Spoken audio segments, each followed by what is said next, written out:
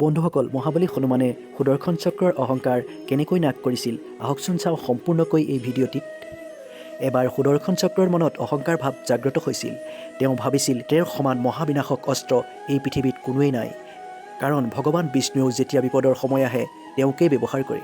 সেয়েহে সুদৰ্শন চক্ৰৰ মনত অহংকাৰ ভাৱ জাগ্ৰত হৈছিল। এই কথা ভগৱান বিষ্ণুৱে গম পাইছিল। সেয়েহে ভগৱান বিষ্ণুৱে সুদৰ্শন চক্ৰৰ অহংকাৰ নাশ কৰিবৰ বাবে মহাবলী হনুমানক ধ্যান কৰিলে। মহাবলী হনুমানেও গম পালে যে তেওঁক ভগৱান বিষ্ণুৱে কিয় ধ্যান কৰিছে। সেয়েহে মহাবলী হনুমান ভগৱান বিষ্ণুৰ ওচৰলৈ সাক্ষাৎ কৰিবলৈ আহিল।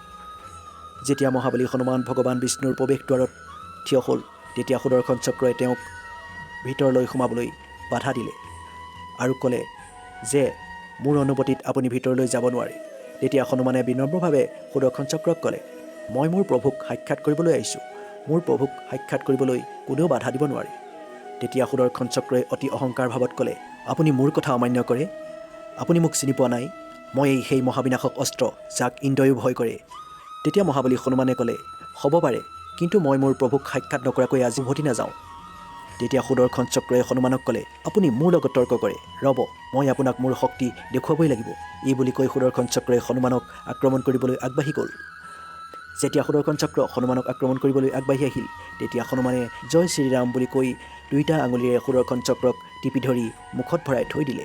তাৰ পাছত মহাবলী হনুমান ভিতৰলৈ সোমাই গ'ল। মহাবলী হনুমান যেতিয়া ভগৱান বিষ্ণুৰ ওচৰ পালেগৈ, তেতিয়া বিষ্ণুৱে মহাবলী হনুমানক হাঁহি মাৰি ক'লে, হনুমান, তোমাক মোৰ ওচৰলৈ আহোঁতে কোনেও বাধা দিয়া নাছিলনে?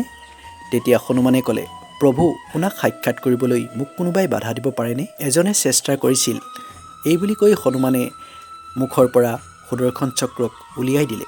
আৰু এনেকৈ মহাবলী হনুমানে সুদৰ্শন চক্ৰৰ অহংকাৰ নাশ কৰিলে। বন্ধুসকল, ভিডিঅ'টি চাই ভাল পালে যদি লাইক কৰিব আৰু কমেণ্ট কৰিবলৈ নাপাহৰিব। আৰু এনেকুৱা ভিডিঅ' চাবলৈ মোৰ পেজটো ফ'ল' কৰি ল'ব।